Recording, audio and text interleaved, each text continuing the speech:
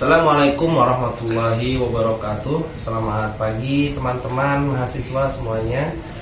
Senang sekali bisa menyapa teman-teman di rumah ataupun di tempat manapun kalian berada. Pernahkah kalian bertanya mengapa ada pertanyaan yang pernah kita anggap masuk akal dan tidak masuk akal? Atau kalian pernah mendengar ucapan seperti ini, itu nggak masuk akal, itu cuma teori doang. Nah, saya Fadil dan pada kesempatan kali ini saya akan menjelaskan mengenai teori dan metode ilmiah. Nah, dalam ilmu logika, teori ini adalah sesuatu yang berharga. Teori itu merupakan penafsiran atau fakta yang memang bisa dibuktikan dalam praktik. Bayangkan teori ini adalah sebuah peta.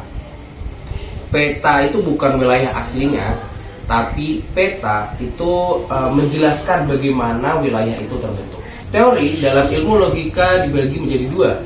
Ada teori umum dan teori khusus. Teori umum itu ibarat gaya gravitasi. Jadi kalau misal satu teori sudah ditetapkan, itu bisa terpakai di semuanya. Kita ambil contoh besi, bila dipanaskan itu pasti menuai. Itu berarti udah umum ya, common, dan diterima ke semua. Lalu teori khusus itu lebih ke spesifik ke satu kejadian. Contohnya ada seorang mekanik atau montir itu mendiagnosis motor yang kamu mogok. Motor kamu mogok diagnosis sama montir atau mekanik. Lalu penjelasannya itu hanya untuk kondisi motormu saja, tidak bisa dipakai atau tidak bisa digunakan untuk semua motor di dunia. Itulah teori. Jadi dengan singkat, teori itu suatu fakta, suatu penafsiran yang bisa dibuktikan dalam prakteknya. Seperti itu teman-teman. Kita lanjut. Oke, yang kedua ada hipotesis atau dugaan sementara. Sebelum menjadi teori yang kokoh, kita harus punya hipotesis dulu. Kita harus punya dugaan sementara. Hipotesis adalah dugaan sementara untuk fakta-fakta yang kita temukan, atas fakta-fakta yang kita temukan. Jadi kita buat permisalan ya teman-teman. Bayangkan kamu itu ada di ruang tamu, kamu melihat vas bunga itu pecah, lalu kamu melihat ada kucing di sana. Hipotesismu atau dugaanmu adalah kucing yang membuat vasmu rusak.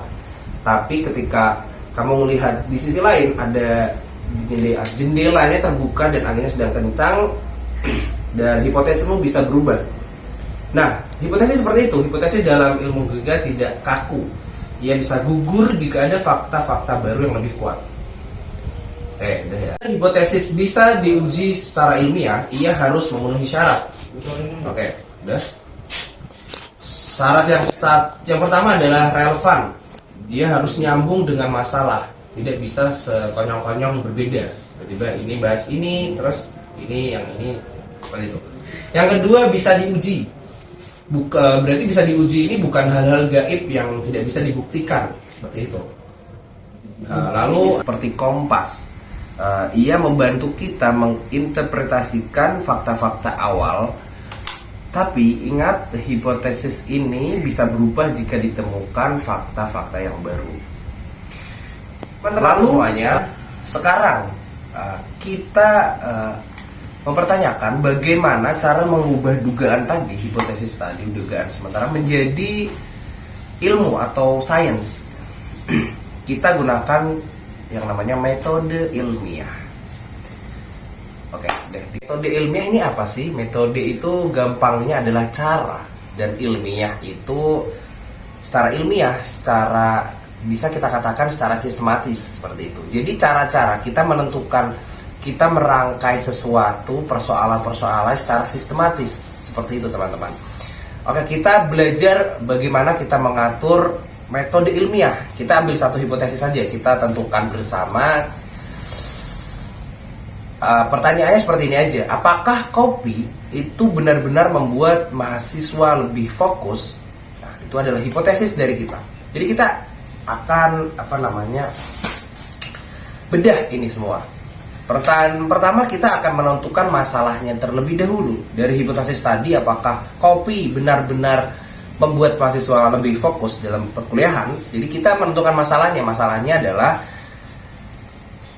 kita, atau saya lah, katakanlah saya penelitinya, melihat banyak mahasiswa ngantuk saat jam kuliah pagi. Nah, itu awal keresahan.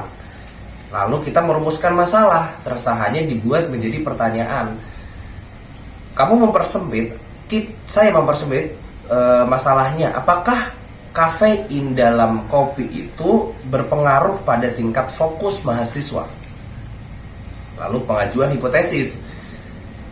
Saya sebagai peneliti menduga bahwa mahasiswa yang minum kopi hitam sebelum perkuliahan, 30 menit sebelum perkuliahan, itu akan lebih fokus dibanding yang tidak minum kopi. Lalu pembuktian ini fase kamu sebagai peneliti, saya sebagai peneliti melakukan eksperimen. Jadi kita melakukan eksperimen. Sebagian mahasiswa diberi kopi, sebagian mahasiswa lagi diberi air putih. Nah, lalu kita beri tes-tes logika. Lalu kita lihat hasilnya, apakah itu benar, apakah itu enggak. Lalu kalau kita sudah bereksperimen seperti tadi, jika kita menemukan hasilnya berkali-kali konsisten bahwa mahasiswa yang meminum kopi ini lebih fokus, maka hipotesis kamu tadi naik tingkat menjadi teori ilmiah.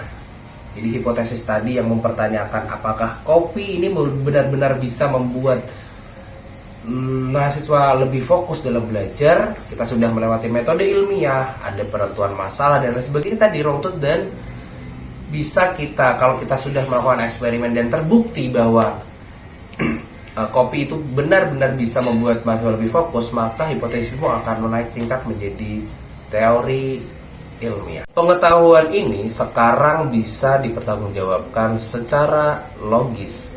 Nah, jadi pengetahuanmu tadi mengenai kopi bisa dipertanggungjawabkan. Itulah yang namanya teori ilmiah, teman-teman.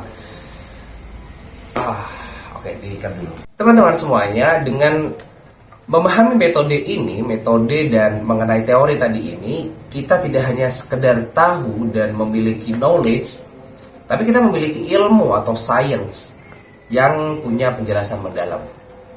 Belajar logika seperti ini membantu kita membentuk pola pikir yang bijaksana, objektif, dan terlepas dari prasangka pribadi. Seperti itu, sekian dari saya, Fadil. Kurang lebihnya mohon maaf. Bila ada penjelasan yang tidak atau di luar dari ranah ini atau melenceng dari pembahasan kita, mohon dikoreksi teman-teman semuanya. Mungkin itu sekian dari saya. Wassalamualaikum warahmatullahi wabarakatuh.